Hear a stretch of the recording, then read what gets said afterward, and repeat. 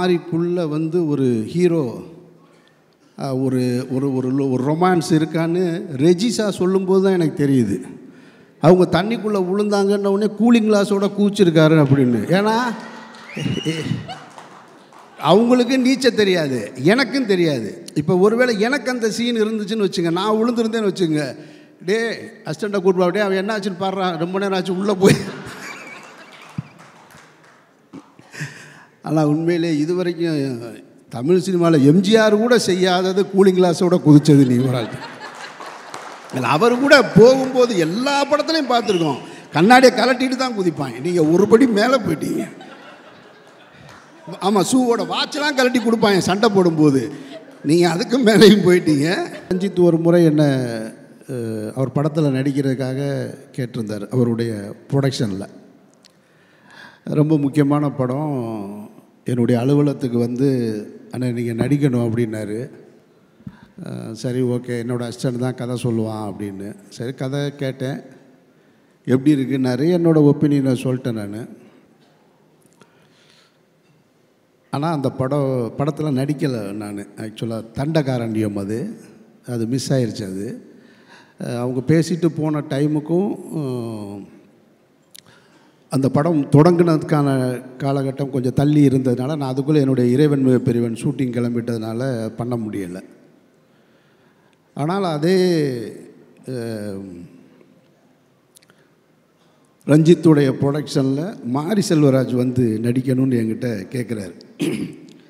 மாரியே நான் முதல்ல பார்த்தது வந்து ஈழப்பிரச்சனையில் நானும் அண்ணன் சீமானும் கைதாகும்போது, அப்போ ராமுடைய அசிஸ்டண்ட்டாக வருவார். அப்படி பார்த்த மாரி செல்வராஜ். அந்த மாரி செல்வராஜ் அதுக்கு பின்னாடி பரியேறும் பெருமாளில் பார்க்குறேன். பரியேறும் பெருமாளுடைய அந்த முதல் படத்திலேயே தன்னை யார் அப்படின்றத ரொம்ப அழுத்தம் திருத்தமாக சொன்ன ஒரு இயக்குனர். அவருக்காக ஒரு சின்ன விழா கூட எடுத்தோம், நான், இயக்குனர் பாரதி ராஜா சார், வெற்றிமாறன் எல்லாருமே சேர்ந்து. அந்த மாதிரி செல்வராஜ் வந்து இப்போ என்னை வந்து நடிக்கணும்னு கேட்குறாரு. ரஞ்சித் அண்ணன் தான் ப்ரொடியூசரு, நீங்கள் நடிக்கிறீங்களான்னு. நான் டைரக்டராக இருந்து நடிக்க வந்தாலும் எனக்கு விருப்பமான அல்லது என் மனதுக்கு நெருக்கமான ஏதாவது இருந்தால் தான் நடிக்கிறது. நடித்தே ஆகணும் அப்படின்ற எந்த கட்டாயத்திலையும் நான் இல்லை. அதனால் மாரி கேட்கும்போது எனக்கு அந்த நம்பிக்கை இருந்தது. ஏன்னா மாரி போன்ற ஒரு இயக்குனர்கள் தமிழ் சினிமாவுக்கு அவசியம்னு அடிக்கடி நான் சொல்லிக்கிட்டே இருக்கேன். நான் இருந்துக்கிட்டே இருக்கும். மாரியும் சரி ரஞ்சித்தும் சரி, 1000 எதிர்ப்புகள் வந்தாலும் உங்கள் படைப்புகளை நீங்கள் தொடர்ந்து செஞ்சுக்கிட்டே இருக்கணும். அதுக்கு என்னை போன்றவர்கள் உறுதுணையாக இருப்போம், பக்கத்திலே இருப்போம். அது எவன் வந்தாலும் பார்க்கலாம், சண்டை செய்கிறோம், அதில் ஒன்றும் மாற்று கருத்தே கிடையாது. அப்போ மாரி கேட்டோம், கதை சொன்னார். கதை சொன்ன உடனே அவர் ஒரு கதை சொன்னார். சொல்லிவிட்டு இது நீங்கள் பண்ணால் நல்லாயிருக்கும் சார்னார். சரியாக வருமா மாறின்னு? சரியாக வரும் சார், பண்ணுங்கள் சார்னார். சரி ஓகே பண்ணலாம் மாதிரி அப்படின்ட்டு. அப்புறம் போயிட்டு திருப்பி ஒரு 2-3 வாரம் கழித்து வந்தார். 2-3 வாரம் கழித்து வந்துட்டு, சார் நான் சொன்னேன், ரஞ்சித் அண்ணன்ட்ட பேசினேன், அப்புறம் பார்த்தேன், டே அது எப்படி இருந்தால் நல்லா இருக்குமாடா, இன்னும் கொஞ்சம் அதை மாற்றுடான்னு சொன்னார் அப்படின்னு. திருப்பி வந்தார். திருப்பி வந்து எதையோ மாற்றிருக்கேன் அப்படின்னு சொன்னார். நானும் அப்போ அப்படியா சரின்னு கேட்டுக்கிட்டேன். அவர் முதல்ல என்ன சொன்னாருன்றது என் மைண்டில் இல்லை, ரெண்டாவது என்ன சொன்னாருன்றது என் மைண்டில் இல்லை. நான் நடிக்கணும்னு முடிவு எடுத்துட்டேன். இப்போ வெற்றிமாறன் கேட்ட உடனே எப்படி நடிக்கணும்னு ஒத்துக்கிட்டேனோ அதுபோல் மாறி கேட்ட உடனே நடிக்கணும்னு நான் ஒத்துக்கிட்டேன். அவ்வளோதான், அது என் மைண்டில் ஏறிடுச்சு. அவர் என்ன சொல்கிறாரு சொல்லலைன்றதெல்லாம் அப்புறமா அந்த படப்பிடிப்பு தொடங்கும்போது சில பிரச்சனைகளில் அப்போ நான் இல்லை. அப்புறம் படப்பிடிப்பு ஸ்டார்ட் ஆகிருச்சு. திரும்ப ரொம்ப நாள் கழித்து ஒரு தடவை ஃபோன் பண்ணுறாரு. சார் என்ன சார் போகலாமா சார் அப்படின்னாரு. என்ன மாதிரி விளாட்றீங்களா நீங்கன்னு? நீங்கள் எப்போ ஜனவரி பிப்ரவரியில் கேட்டீங்க, இப்போ திடீர்னு வந்துடுங்க, நீங்கள் ஷூட்டிங் போயிட்டீங்கன்னு கேள்விப்பட்டேன். சார் இல்லை சார், அது அப்படியே தான் இருக்குது, நீங்கள் தான் வரணும், நீங்கள் தான் நடிக்கணும் அப்படின்னாரு. சரி மாதிரி வர்றேன் மாதிரி அப்படின்னு. அப்படி தான் மாறி கூட இந்த படத்தில் நான் ஜாயின்ட் ஆகிட்டேன். இப்போ அவர் ஒரு டைரக்டரு, அந்த படத்தோட கதை பிகினிங்லேருந்து எண்டு வரைக்கும் அவருக்கு தெரியும், சேஞ்சஸ் தெரியும், எல்லாருக்குமே அப்படி தான். அப்போ என் படத்தை கேட்டிங்கன்னா எனக்கு தெரியும்.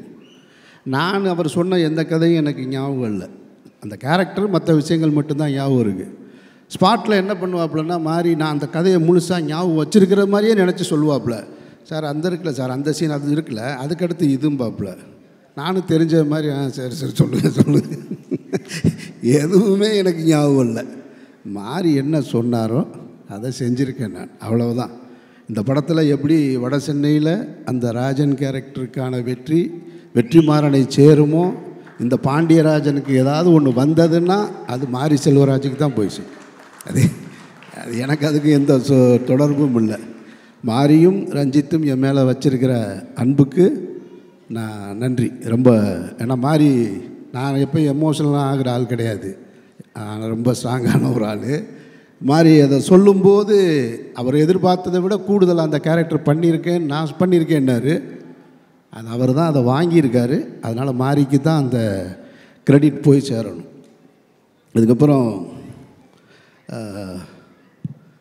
துரு, உங்களுக்கெல்லாம் இந்த துருவை எப்போ தெரியும்னு தெரியலை. நான் பார்த்தது இந்த உலகம்னு 99 பார்த்தேன் நான் வீட்டில். சினிமா எவ்வளோ விசித்திரமானது அப்படின்றத இந்த ஸ்டேஜை வச்சு என் மைண்டுக்குள்ளே ஓட்டி பார்க்குறேன் நான். அவங்க அப்பாவும் நானும் ரொம்ப நெருங்கிய நண்பர்கள். அது யாருக்குமே தெரியாது. சினிமாவில் எங்கேயுமே அதை பற்றி நாங்கள் பேசிக்கிட்டதுமே கிடையாது. அவருடைய உழைப்பு என்னன்னு பக்கத்தில் இருந்து பார்த்தவன் நான். சேது படத்தில் டே 1லேருந்து பூஜையிலேருந்து ரிலீஸ் வரைக்கும் பார்த்தவன் நான். சேது வெற்றிக்கு அப்புறமும் பக்கத்தில் இருந்து பார்த்தவன் நான். அப்போல்லாம் துருவை போய் பாருங்க, 2 வயசு இருக்குமா துரு அப்போது 99ல் 2 வயசுலனா 3 வயசு. பெசன் நகர் வீட்டில் எதையாவது கேட்டால் அடம் பிடிச்சிக்கிட்டே இருப்பாப்புல. நான் தான் தூக்கிட்டு போவேன் கடைக்கு வாயான்னு. அவங்க ரொம்ப ஸ்ட்ரிக்டான அம்மா, அப்பா வந்து ரொம்ப செல்லம் அவருக்கு. அதுக்கப்புறம் துருவை எப்போ பார்த்தேன் அப்படின்னா ஒரு 10 இயர்ஸ் இருக்குன்னு நினைக்கிறேன் நான். அவங்க அப்பா விக்ரம் சார், அவங்க அம்மா, அக்கா எல்லாம் சேர்ந்து சாப்பிட போகணும், டின்னர் போகணுன்னு சொல்லிவிட்டு நானும் என் ஒய்ஃபு என் குழந்தைங்க எல்லோரும் சொல்லி போனோம். இப்போ என் பொண்ணு கேட்குது. அங்கேயும் வந்து அதே மாதிரி தான் பண்ணிக்கிட்டு இருந்தாப்புல. டேபிள்லேருந்து அங்கேருந்து அங்கே இருக்கிற ஃபுட்டை எடுத்தாப்புல, இங்கேருந்து அங்கிட்ட அது வேணுன்ற அடுத்த பிளேட்டில் என்ன இருக்கோ அதை தான் கேட்டுட்டு இருந்தேன். அப்படி தான் துரு பார்த்தேன் நான். அதுக்கு பின்னாடி யூஎஸ் போயிட்டார், படிச்சுட்டு வர்றாரு. இப்போ பார்த்தா பைசனில் ஒரு நாள் பார்க்குறேன் நான். எனக்கு சேதுல விக்ரம் எப்படி பார்த்தனோ அப்படியே இருந்து.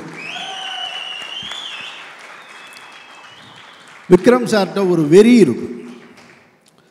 அவர் வந்து நான் சொல்கிறத கொச்சையாக எடுத்துக்க வேணாம், நான் என் மனசில் ஃபீல் பண்ணதை சொன்னேன் நான். அந்த படம் நடந்துகிட்ருக்கும்போது அவர் ரொம்ப ஃபைட் பண்ணி தான் இந்த இண்டஸ்ட்ரிக்குள்ளே வந்தார். நிறைய அவமானங்கள் பட்டிருக்காரு. அதை எதையுமே உங்களுக்கெல்லாம் தெரியாது, எனக்கு தெரியும். யார் அவரை அவமானப்படுத்தியது, எப்படிலாம் படுத்தினாங்க, அவங்கெல்லாம் இன்றைக்கி என்ன பொசிஷனில் இருக்காங்கன்றதெல்லாம் எனக்கு தெரியும். அவ்வளவு சொல்லுவார் என்கிட்ட.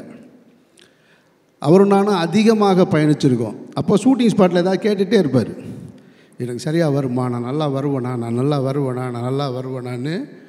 ஏன்னா அந்த படம் எடுத்து முடித்ததுக்கு பின்னாடி கூட ரிலீஸ்க்கு பண்ண முடியலை சேது. அப்பவும் அவர் ஃபைட் பண்ணிக்கிட்டே இருக்கார். அந்த இடைப்பட்ட காலத்தில் கூட போய் டப்பிங் பண்ணிட்டு வர்றார். பிரபுதேவா சாருக்கு போய் ஒரு படத்தில் டப்பிங் பண்ணிட்டு வர்றார். இவ்வளோ பெரிய படம் பண்ணியிருக்கோம், ஆனால் அந்த படம் ரிலீஸ் ஆகலைன்னு அதை பற்றி கவலைப்படாமல் டப்பிங் பண்ணிட்டு வர்றாரு. ஒரு டெலிவிஷனுக்கு சீரியல் பண்ணணும்னு சொல்லிவிட்டு என்னையை கூப்பிட்டு உட்கார வச்சு ஒரு ஸ்கிரிப்ட் எழுதி அதை பண்ணணுமோ வாங்க அப்படின்னு சொல்லிட்டு நான் அவரும் பெசன் நகரில் பீச்சில் உட்காந்து எழுதிட்டுருக்கோம். அவ்வளவு கஷ்டப்பட்டு வந்தவர். அப்போ கேட்டுகிட்டே இருப்பார். அப்போ நான் சொல்லுவேன், இங்கே பாருங்களேன், நீங்கள் வந்து ஆள் பார்க்க ரொம்ப அழகாக இருக்கீங்க, யூத்தாக இருக்கீங்க, நல்லா பெர்ஃபார்ம் பண்ணுறீங்க.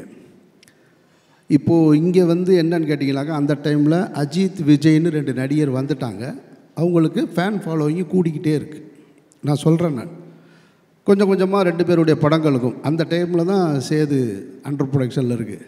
அப்போ நான் சொன்னேன் அவர்கிட்ட, அவங்க 2 பேரும் என்ன பொசிஷனில் இருப்பாங்கன்றது தெரியல, ஏன்னா ஃபேன் ஃபாலோவிங் வச்சுருக்காங்க. இதில் யார் நம்பர் 1 யார் நம்பர் 2 அதெல்லாம் எனக்கு அதை ஜட்ஜ் பண்ண முடியும். ஆனால் ஒன்று சொல்கிறேன், நான் நீங்கள் கடைசி வரைக்கும் சினிமாவில் இருப்பீங்க, அது மட்டும் எனக்கு நல்லா தெரியும். கடைசி வரைக்கும் இருப்பீங்க. நீங்கள் தான் சினிமா வேணான்னு ஒதுங்கினா தான் உண்டு தவிர சினிமா உங்களை ஒதுக்கவே முடியாது. அப்படி ஒரு ஆக்டர் நீங்கள், அதில் எந்த டவுட்டும் கிடையாது. அவ்வளவு டெடிக்கேஷன் அப்படிலாம் பார்க்கவே முடியாது. சும்மா சினிமாவில் டெடிக்கேஷன் சொல்லுவாங்க. நான் பார்த்து வியந்ததில் விக்ரம் தான். அது ரஞ்சித்துக்கு நல்லா தெரியும், அது சொல்லவே வேணாம். தங்கலானில் பார்த்துருப்பேன். கும்பகோணத்திலேருந்து திருவிடைமருதூரில் ஷூட்டிங் நடக்கும். உடம்பு குறைக்கணும், அந்த பாண்டிமடம் போர்ஷன் பண்ணணுங்கும்போது காலையில் எந்திரிச்சு நடந்து வருவார். ஒரு ஹீரோ அந்த படத்தில் நடிக்கிறதுக்காக லொக்கேஷனுக்கு நடந்தே வருவார். அது ஒரு 15 கிலோமீட்டர் இருக்கும். காலையில் நட, திருப்பி வரும்போது நட, 15 கிலோமீட்டர். அப்படியே இப்படி ஆகிட்டாப்புல பாண்டிமடம் போர்ஷன். கிட்டத்தட்ட அவருக்கு ஒரு வெறி இருந்தது, ஏன்னா நாம் ஜெயிக்கணும்னு. துருவுக்கு அது தேவையில்லை, ஏன்னா அப்பா பெரிய ஸ்டார். ஆனால் துருவுக்கிட்டையும் அது இருக்கிறத நான் பார்த்தேன். நான் உங்கள்கிட்டையும் பார்த்தேன். நான் அவ்வளவு, ஏன்னா அவர் படித்ததுக்கும் ஸ்டூடெண்ட்டு மாதிரி எந்திரிச்சு நின்றுட்டு அவ்வளவு எனக்கு ஆச்சரியமாக இருக்குது. யூஎஸில் படிச்சுட்டு அங்கேருந்து மாரி செல்வராஜ் லொக்கேஷன்லாம் உங்களுக்கெல்லாம் தெரியும்ல. அவர் என்ன ஊட்டிலையும் கொடைக்கானலும் எடுப்பார். அது ஒரு காடு, பொட்டக்காடு, எங்கே முள் இருக்குது எது இருக்குதுன்னு தெரியாது. அதில் கொண்டு வந்துக்கிட்டு அது கொடுக்குற காஸ்டியூம் இருக்குல்ல, அந்த கைலியை பார்த்தா எப்படா கிளியிருன்ற மாதிரியே இருக்கும். அதை கொண்டு அந்த லொக்கேஷன்லேயே கொண்டு அப்படியே நின்று மாற்றிட்டு அந்த சகதிக்குள்ளேயும் மண்ணுக்குள்ளேயும் அந்த அது என்னது எரிக்கிற இடம் மயானக்கரையில் எனக்கும் அவருக்கும் எந்த காம்பினேஷனும் கிடையாது படத்தில். நான் ஒரு சின்ன கேரக்டர் தான் பண்ணியிருக்கேன். நான் நின்று பார்த்துட்ருக்கேன். நான் அப்போ பார்க்க எனக்கு வாய்ப்பு கிடைச்சது. அப்போ எனக்கு தெரிஞ்சது, நான் துருவோட முதல் 2 படமும் பார்த்துருக்கேன். துரு எப்படி விக்ரம் சார் பிதாமகனில் கிடைச்சது துருவுக்கு இந்த படத்திலே கிடச்சிருச்சுன்னு நான் நினைக்கிறேன். நான் அப்படி தான் நான் ஃபீல் பண்ணுறேன். எனக்கு ஆச்சரியம், என்னடா நம்ம தூக்கிட்டு கடைக்கு தூக்கிட்டு போன பிள்ளையோடு நடிச்சிட்ருக்கோம். பரவாயில்ல, சினிமா புதுசாக நிறையா சொல்லி தருதுன்னு. வாழ்த்துக்கள் துரு, வாழ்த்துக்கள். அப்புறம் இந்த படத்தில் எனக்கு சொன்னாங்க நிறைய பேர் கோஸ்டார் என்னென்ன. எனக்கு அப்படிலாம் கோஸ்டார்னு இந்த படத்தில் யாருமே கிடையாது. எங்குழுந்து அவங்க ரெஜிசா சொல்லும்போது சொன்னாங்க, எனக்கு அருமையான நண்பர் கிடச்சிட்டாங்க அனுபமா கூட தான் ஒரே ஒரு சீன் இருக்குது. எனக்கு ஒரு சீன் அவங்களோட அந்த பொண்ணு அவங்க அவங்களோட மலையாள படம்லாம் பார்த்துருக்கேன் நான். இப்போ கூட ஒரு படம் ட்ரெய்லர் வந்திருக்கு, செம்மையாக ரொம்ப அழகாக ஸ்டைலிஷாக. ஆனால் இந்த படத்தில் பார்த்தீங்கன்னா, உட்காருங்க ப்ளீஸ், இந்த படத்தில் பார்த்தீங்கன்னா வேறு ஒரு டைமென்ஷன். அதில் என்னென்னா அப்படின்னா நம்மளை ஒரு மாதிரி அரட்டிடுச்சு. அப்படி பண்ணிகிட்டு இருக்கும்போதே டக்குன்னு அப்படி கண்ணிலேருந்து கண்ணீர் வருது. என்னடா இந்த பொண்ணு கிளிசரின் போட்டு அழுகுதா, கிளிசரின் போடாமல் அழுகுதான்னா பிரமாதப்படுத்திடுச்சு. நான் ஒரு டைலாக் பேசணும், என் டைலாக் முடிஞ்சதுக்கப்புறம் அவங்க இது பண்ணணும். டைலாக்கே இல்லை, அந்த பர்ஃபார்மன்ஸ்லேயே ரியாக்ஷன், அதுக்கான பதிலை சொல்லி முடிச்சிட்டாங்க. ரொம்ப நான் ரசித்தேன், உண்மையிலேயே அன்றைக்கி நான் ரசித்து பார்த்தேன். வாழ்த்துக்கள். அதெல்லாம் அவ்வளவு இது. ஆனால் இவங்களெல்லாம் ஷூட்டிங் ஸ்பாட்டில் பார்க்குற வாய்ப்பு மட்டும் எனக்கு கிடைச்சது, காம்பினேஷன் கிடையாது. ஷூட்டிங் ஸ்பாட்டில் பார்த்தேன், ரெஜிசா பார்த்தேன், பசுபதி சார் பார்த்தேன். பசுபதி சாருக்கும் எனக்கும் ஒரு உறவு இருக்குது, அது அவருக்கும் தெரியாது, நானும் சொன்னதில்லை.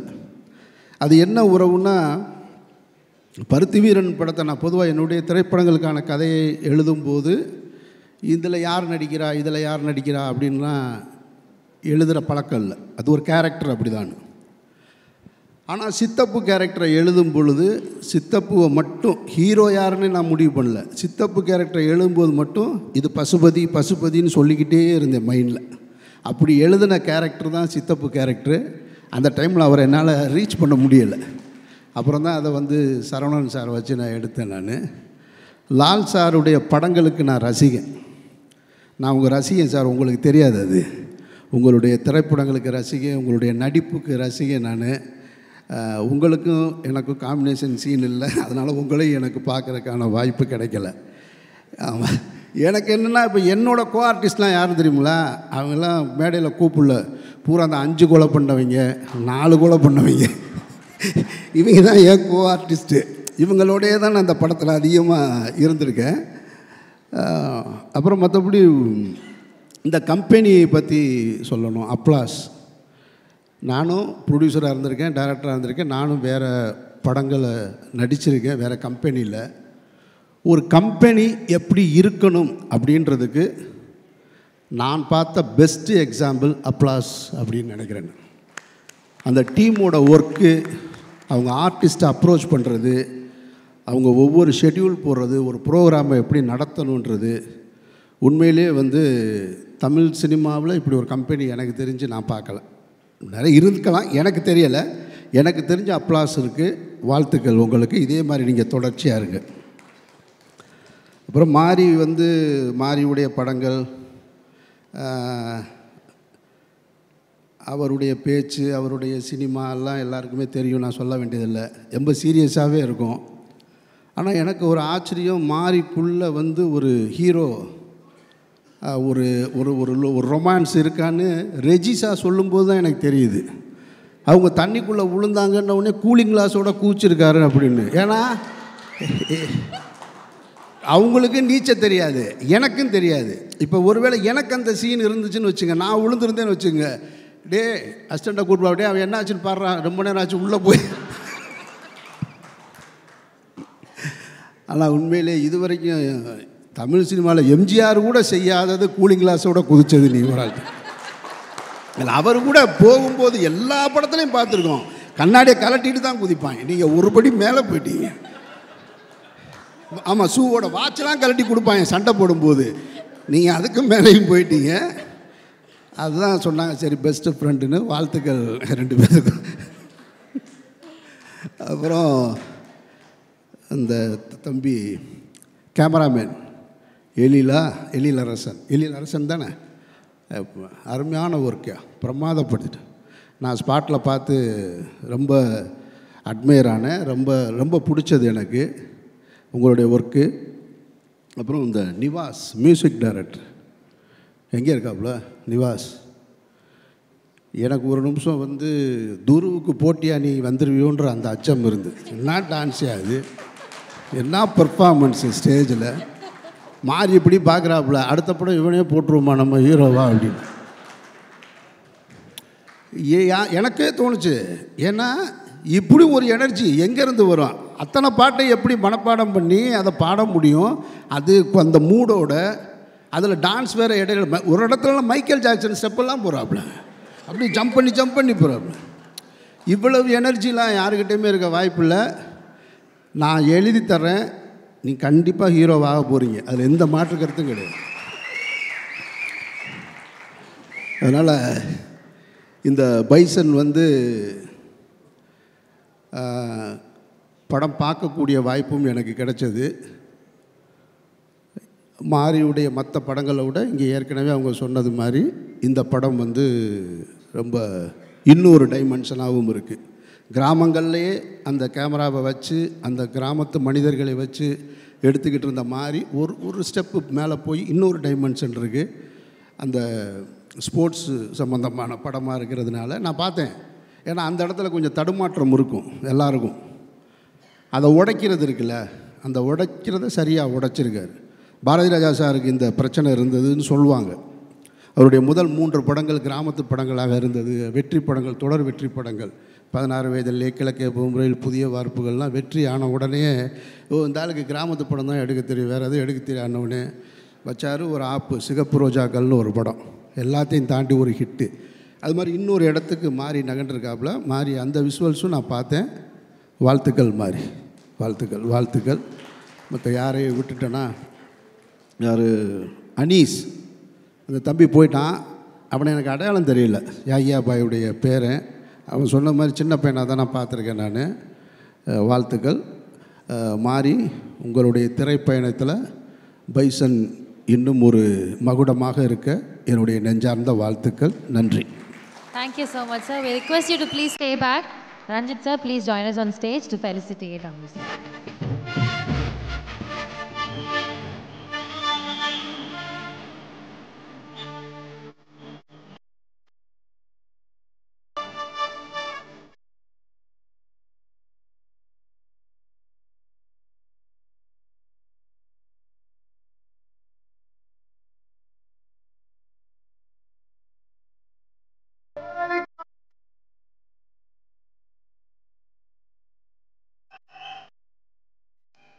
சாரி, நான் அந்த படம் பார்த்தேன்னு சொல்லிவிட்டு அதுலேருந்து ஒன்றுமே சொல்லலைன்னு நினைக்கிறேன். அதுக்கு தான் சொல்ல வந்தேன், மறந்துட்டேன் டக்குன்னு. துரு, நான் படம் பார்த்தேன் துரு. உண்மையிலே சொல்கிறேன், நான் பிரமாதமாக பண்ணியிருக்கேன். நான் ரொம்ப ரசித்த கேரக்டரு ஒரு ஹீரோவாக துருவுக்கு இது ரொம்ப முக்கியமான படம். நான் ரசித்த கேரக்டரு பசுபதி சார், உங்கள் கேரக்டர் தான் சார். மொத்த படத்துலேயும் உங்களை நான் ரசிச்சுக்கிட்டே இருந்தேன். நான் எண்ணம் கலக்கிட்டீங்க. வாழ்த்துக்கள் சார். நன்றி நன்றி. Thank you so much sir.